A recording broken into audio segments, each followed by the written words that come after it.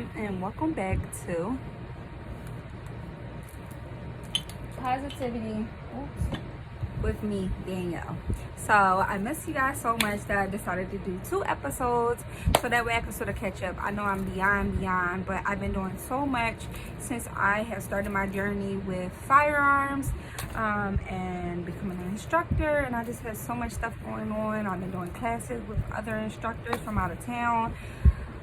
Just a whole bunch of stuff going on, so now I'm trying to catch up as much as I can, and just everyday life stuff. You got stuff that goes on. So today's episode is actually about trauma. So I know before we talked about triggers, we talked about mental health, we talked about a lot of different things, but today I want to talk about trauma. So when I say trauma, some people are probably like, oh yeah, stuff that you go through in your life that's very dramatic, like if you went through a rape or a death or stuff like that, and all that is trauma.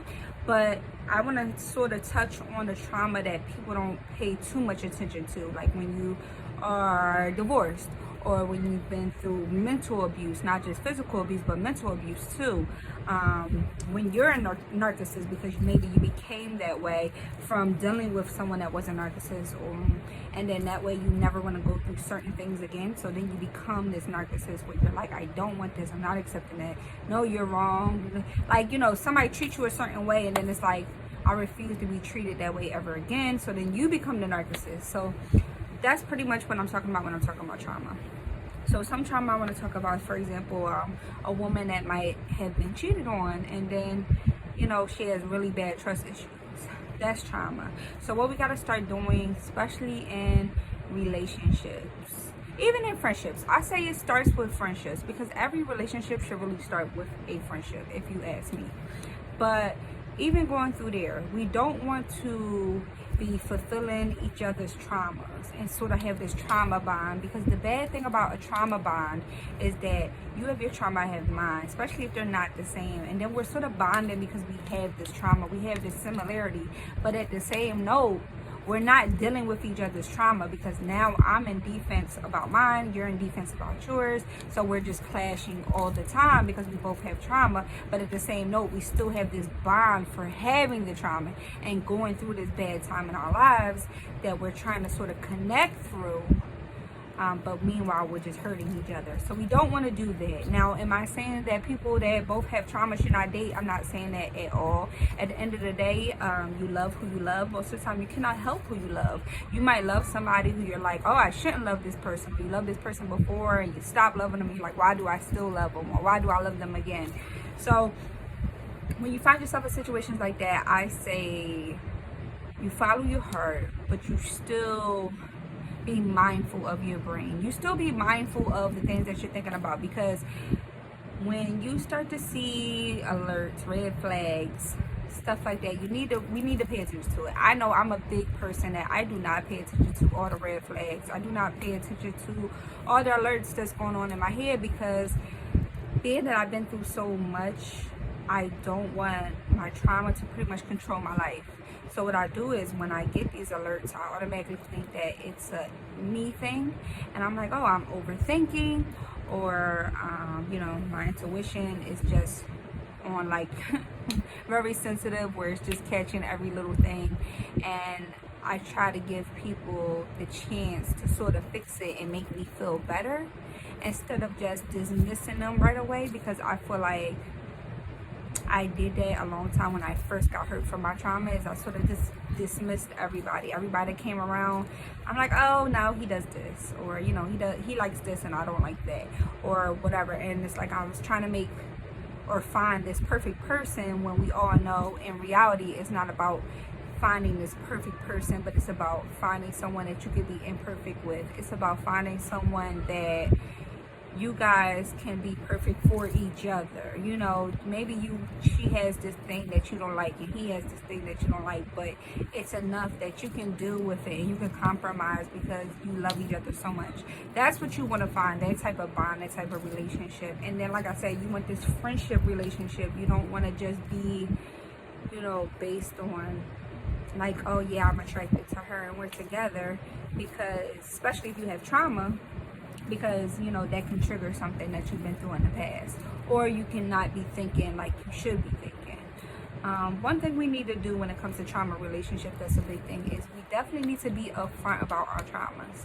Sometimes we try to hide it because we're like, hey, I'm not going to keep punishing everyone else for the trauma I went through in my past. I was one of them people. But in the long run, if that person has a trauma, or that person doesn't understand your trauma and they don't know how to deal with you, then you're just going to keep hurting yourself over and over again, because you're dealing with stuff that you don't want to, or you're not prepared to deal with.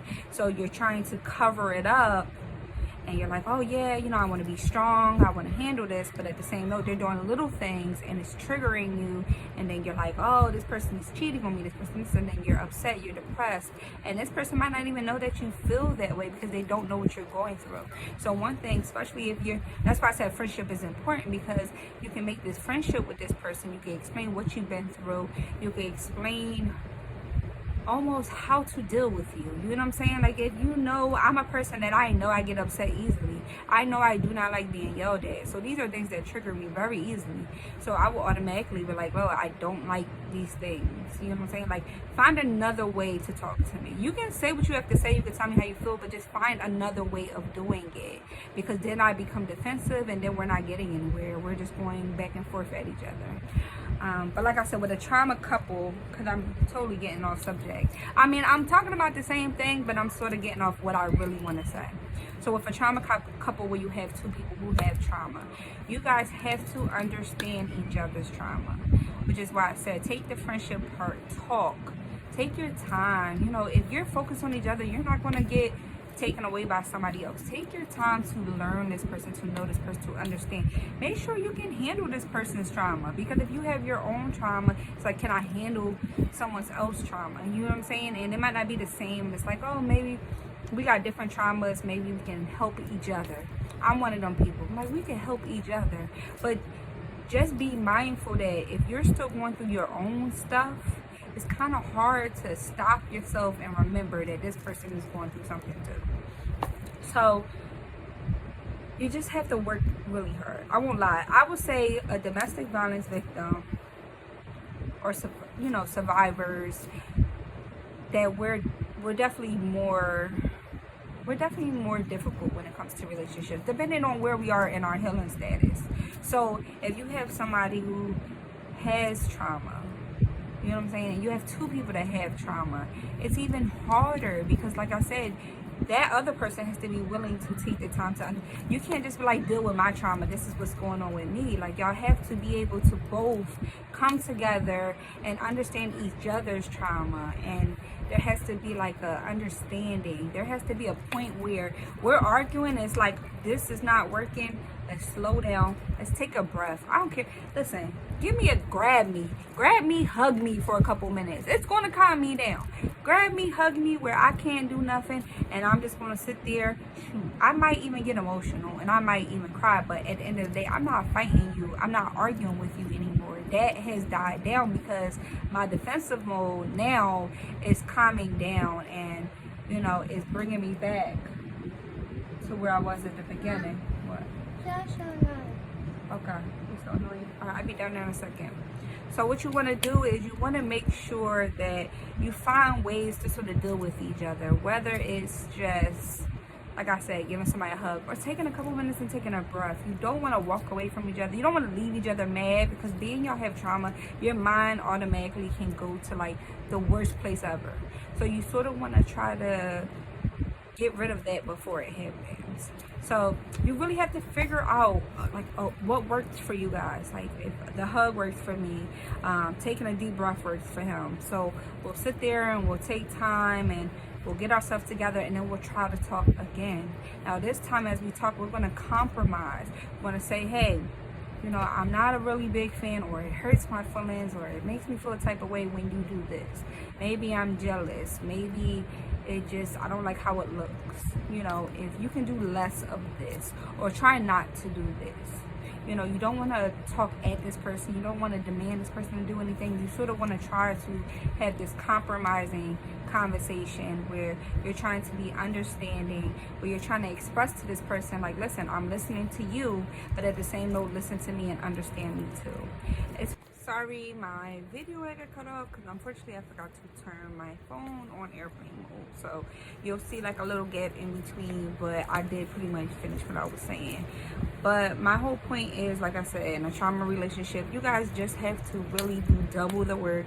You have to really be committed to each other and want it to work. Because if both sides don't want it to work, and if there's extra stuff on top, like you're bringing outside people into your relationship on top of trauma and the pain that you guys already have, and trying to deal with your own situation and have your own understanding, then you will never get nowhere, because you know, it takes double the work to try to work with these two people that already have this past trauma. So that's pretty much what I wanted to talk about, was just trying to explain, you know, going into a trauma relationship is automatically going to be harder, and just saying, you know, if the person is worth it and you're willing to do that, then you have to have an understanding. You guys have to be able to compromise. You have to be able to talk. Communication is key.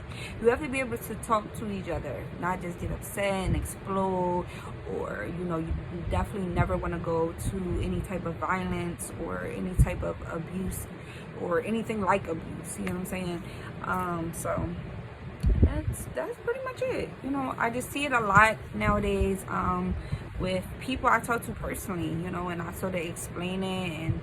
And when you've been through trauma, it's kind of easy to spot, you know what I'm saying? So and then I know, as a trauma person, you know, I know my own triggers, but I don't know everyone else's triggers. So it's a challenge to actually figure out what do you have to do to make the other person happy, while also making sure that person knows how to make you happy too. So I hope y'all got some good advice from this episode. I hope you guys enjoyed it. Again, I miss you guys so much. I hope you enjoyed my other episode, and I will try to catch up and be on top of doing more episodes. Also, I am doing basic firearm training classes, so I will be putting my website up soon. Right now, you can find me on Train to Fight. You can also find my Instagram of Defensive Unicorns now, because I have my LLC. So just hit me up, let me know. I am doing private lessons. So I appreciate you guys. Thank you so much for the love. Please share, like, subscribe. That's it. Bye.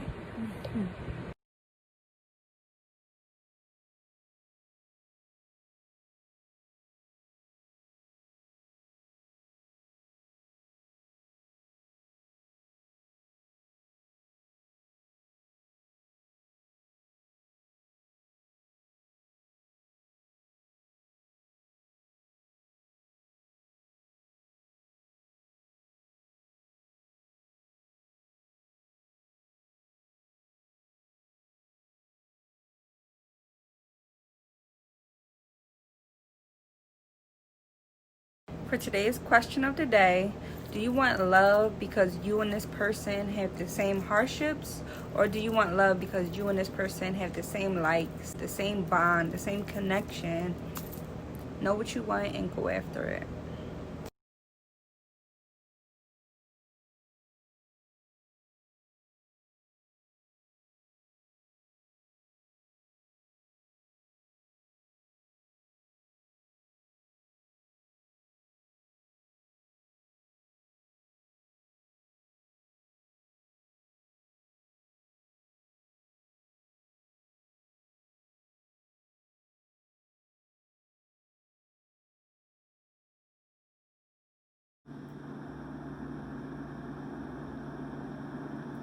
For today's word of advice, do not let your trauma control your life. So at the end of the day, even though you have trauma and you're going through stuff, figure out ways to work through it and get past it.